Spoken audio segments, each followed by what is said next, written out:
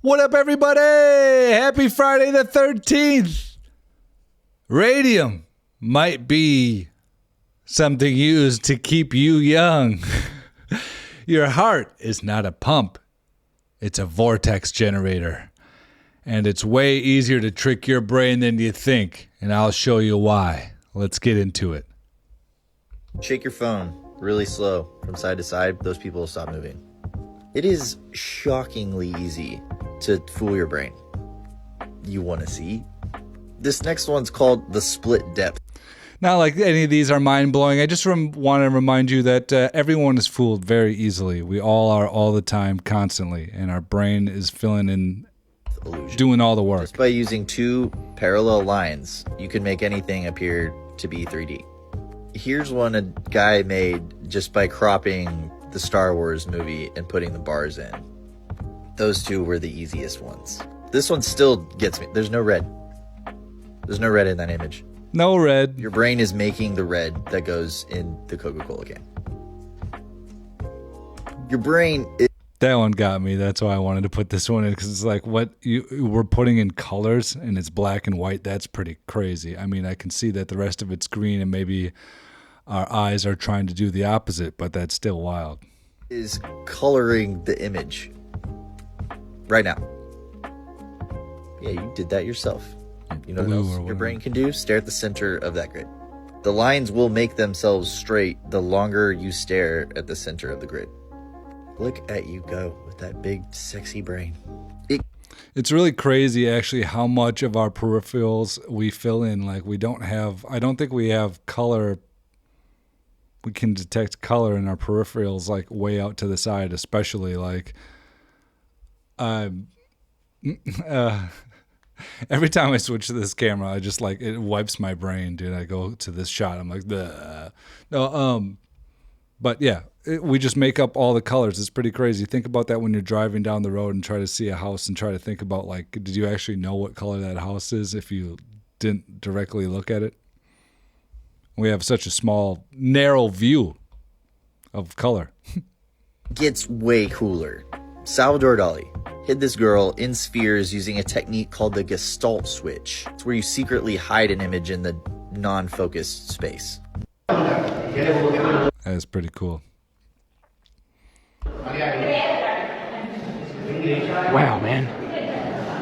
Wow. So this stuff is always just totally mind-boggling. This stuff is crazy. I don't know how anyone with is saying that anyone with a chisel did any of this. You screw that up once, the whole thing's toast, and you're going to do it again. You can shine lasers through these things. It's insane. It says the Shenekashava temple or something.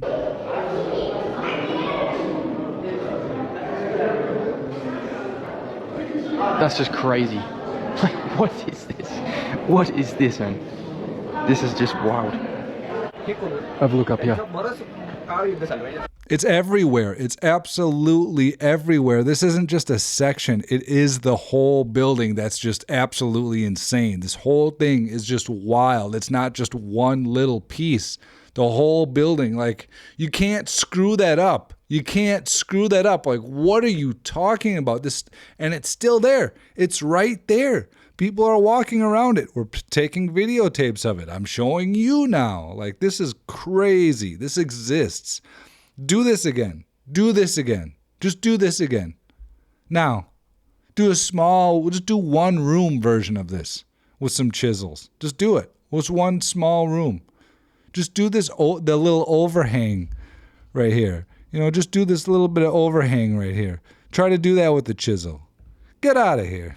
Get out of here with that. The stone looks like it's cloth. It looks like it's like a loincloth kind of strap, or like a leather strap going around her waist. Dude, the detail is out of this world, man. The detail is, it's insane. I don't know how else to... That's stone? Stone? That's stone? This is stone. Are we sure? Are we 100% sure? Because if that's stone, I don't know if I've seen much crazier stuff than stuff like this out of stone. Like this piece here. Stone? Stone? Stone? Seriously, though, that's crazy. Explain it. Same thing up here. Have a look at this one up here. Like, it looks like a strap. It looks like a leather strap, and that is stone. Dude, up here, this is the Louis Vuitton belt design. On that one. Look at that. I zoomed in on my... Look at that. A belt of stone. My phone. It's where Louis Vuitton stole their design idea from, eh? Just up here. I'll zoom in again. There's another mirror, but you can see the handle on the back even clearer than any other ones that I've seen. Just up here. And then over here, another one of these parrots. Absolutely mind-blowing place, man. I've spent 2.5 hours here, walking around trying to find you these little strange carvings, looking at everything on the ceiling. I think I've shown you everything I can. Huge thank you to eSomatic. They keep me connected. That stuff is just absolutely wild. I don't know how these temples are ever made. This stuff is too crazy to me. I don't know. I just don't get it whatsoever. He says for human beings to make true progress, they need to understand that the heart is not a pump. And you'll see why this is so shocking. Rudolf Steiner believed that the heart is a 7-sided regular form. By regular form, that means a 3-dimensional form, and the regular part means the surface areas are all identical. So a man named Frank Chester makes a 7-sided object, trying to disprove, possibly, the thought of Rudolf Steiner. Now, this 7-sided form, when placed in a box, it's called a chestahedron, this new shape. It sits at an angle of 36 degrees off center. This is the same angle which the heart sits within the chest. Chestahedron. If you take a chestahedron and spin it in water, you get a double-sided helix spiral vortex. The heart, when it's unfolded, is a single... See that nice heart? Just like when you draw in your first love and you send her a little drawing of you and her together and you circle it, you draw this thing, right? Boo! No, you don't. Singular muscle in a spiral form. And it's not a pump, it is a spiral vortex energy generator. It turns the water in your blood to 4th phase water, which is not liquid, gas, or solid. It's the 4th phase of water. Look into that. Let's look into that right now, actually, because I'm curious about that, because this is supposed to be a vortex generator of the 4th phase of water. Yo, ChatGPT, can you tell me a little bit about the 4th phase of water? The 4th phase of water is a concept popularized by Dr. Gerald Pollack. He suggests beyond the usual solid, liquid, and vapor phases, there's a structured gel-like phase. He calls it exclusion zone or easy water. In this phase, water molecules form a honeycomb-like structure near hydrophilic surfaces. This structured zone is thought to exclude solutes and have unique electrical properties. While intriguing, it's still debated outside mainstream water science. What kind of unique electrical properties does this layer of water have? So the idea is that this exclusion zone water carries a negative charge. As it forms, it separates charges, leaving positive ions in the surrounding water. This creates a bit of a tiny battery effect, generating a small electrical potential. Pollack's experiment showed that light, especially infrared, can expand this zone and potentially enhance the charge separation. It's a neat hypothesis, though it's still considered exploratory. Doesn't that sound like kind of some way that we could be like solar powered people in a way if we were to use that? It says, as it forms, it separates. What does it say?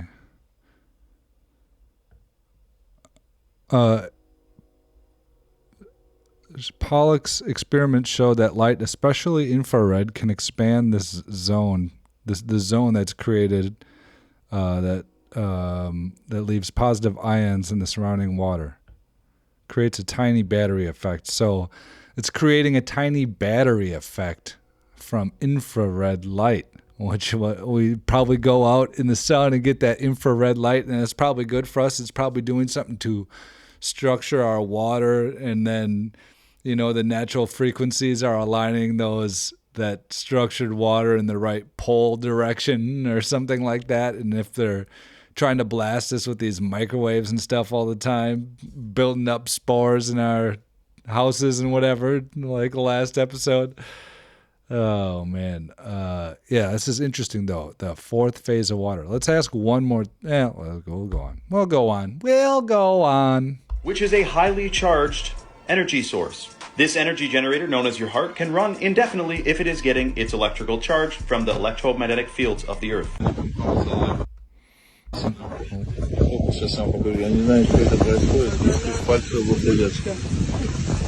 The static electricity that it cut to is not the same thing. I don't think. I could be wrong. Someone getting all ethered up, charged up, ready to go.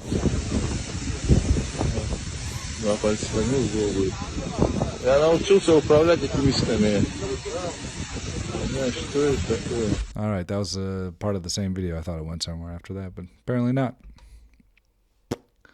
All right, this was an interesting one. And she's wearing a pyramid on her head, so you know she's got something good to tell you. Talk about the pyramid.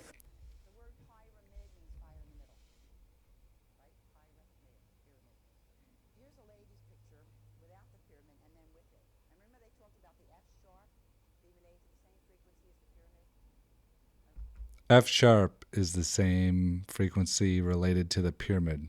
I wonder what that frequency is. So here you have the change in the energy immediately of this woman where her aura was not well, not blended, she was not healthy, even though she didn't look like she was sick, but she was. Very dark aura. As soon as she put the pyramid on, immediately raised her frequency, her vibration. These were the pictures that were taken in Tampa back in 91 of my aura. This was taken before that in 1989. Do you guys believe in auras, or have you seen auras before, or do you believe in this concept of this aura that she's capturing? I'm pretty sure, I forget what these photographs are called. I saved it. I didn't play the. I saved the video. I didn't share it with you this time, but it had the name of the photograph thing. I should have written that down. But I remember being in French class in, I believe, 7th or 8th grade. I think it was 7th grade. And I remember seeing my teacher's aura very strong. She was a very sweet lady. And I just always remember seeing her aura strong. I remember seeing auras pretty frequently. I just thought it was something that, like, your eyes got tired when you looked at someone like with a whiteboard or a chalkboard behind, that single color. After a while, you stare at them. Eventually, you start to see their aura.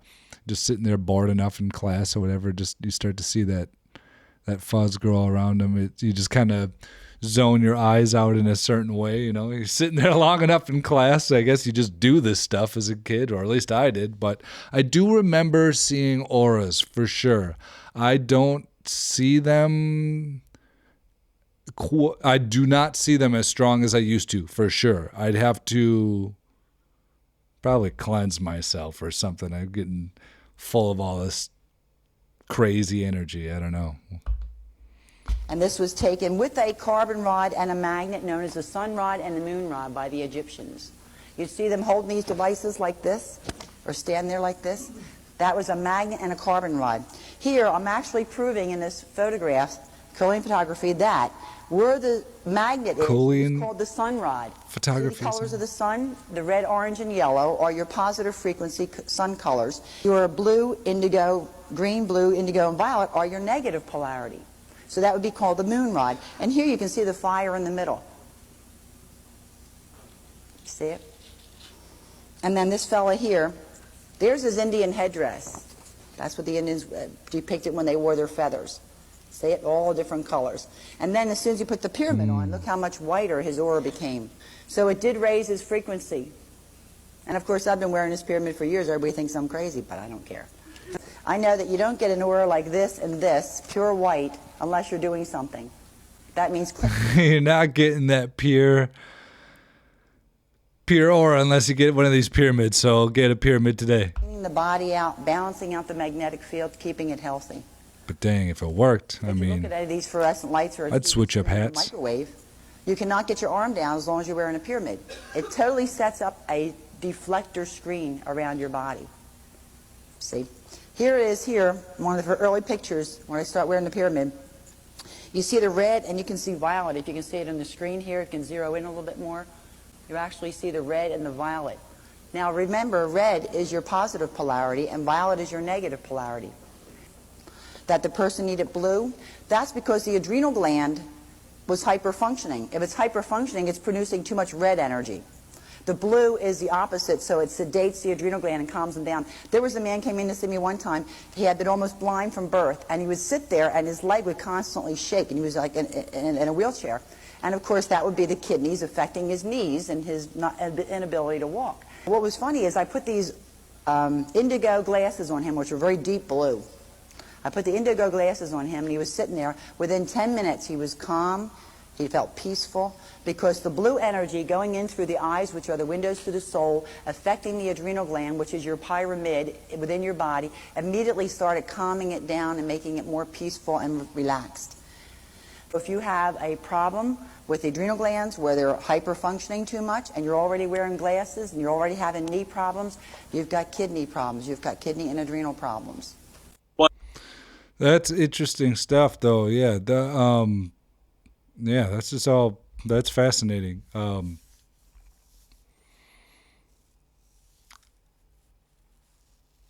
Yeah, that's. I don't know how you could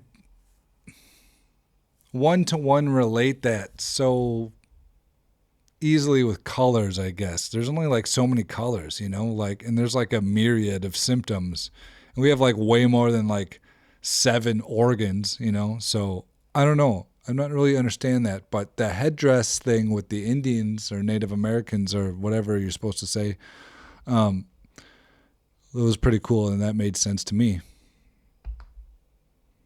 The depression glass led me down a bunch of rabbit holes where they were using a product called Raytor, which was a radium fertilizer.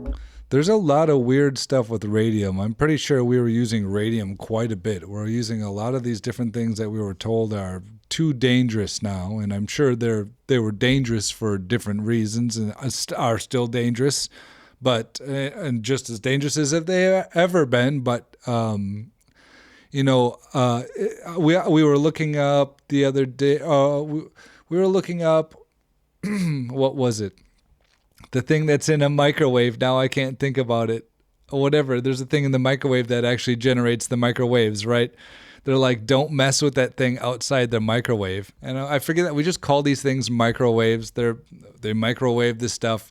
And I feel like we sometimes allow certain products to have a certain technology as long as it feels like we've been just brainwashed enough to where, it's just it just warms up your food. Don't worry about any of the technology. Don't realize we could use this for way different stuff that would be way cooler, and it has a profound effect on your body, and it's sending out, microwaves everywhere. But just heat up your hot pocket, sit down, relax, enjoy some Chris is Curious, and have a good night. Back in the 1920s, and they would put it on plants, and the plants would grow 3 times the size. Even the New York Botanical Gardens was using radium on their plants. I started going, okay, if everybody's using this, something is, and it just led me down these things, and it made me start to realize that people were using alchemy to infuse a cup, for example, with uranium. How cool would that be, that last berry? You see how big that berry is? Just have a giant berry like that. Oh man, I love blueberries. Just think about that. Just make, how many pies can you make out of that one berry? Some radium berries? Sound pretty dangerous. Uranium with manganese, with cobalt. But maybe that's what they want us to believe. They would drink out of that cup to help this. And it's interesting because Russian literature says that copper, manganese, cobalt are the precursors to getting rid of gray hairs off the body. And I said and thought, well, those are toxic, toxic or whatever. But they're drinking out of it all the time. And then I started thinking, wait a minute, maybe this is how people were having the fountain of youth. And it made me start to realize that everything that you drink out of, everything that you eat out of, everything that you're using all the time also has a frequency. This is why when the family comes over, people are like, oh, get the silver spoons out and the fine dishware and all these things. Yeah, get out all the fine dishware and stuff, now that somebody else is over here, because during the rest of the week, you are not worth it. No, but that stuff is really interesting, and the energy that we put into our foods, thinking about praying over foods, and if we're doing that, putting our energy and intention towards things. I would imagine the same thing applies to all the things that we have around us, and the intentions that we put towards it. I kind of think about that. I drink out of a water bottle all the time, and I kind of think about putting good energy when I'm pouring that glass of water. I just think about putting like some love in it, knowing that it's going into my body too. I don't really understand how all that works, but it seems to be like we're definitely electric beings for sure. That seems totally legit. It doesn't seem like we have a full understand of how much that real, or what that really, really entails and what that really means. And yeah, there's just too much interesting stuff out there. But that's all the interesting stuff I got for you today. If you like this video, like and subscribe. Other than that, I'll see you tomorrow. Have a beautiful day.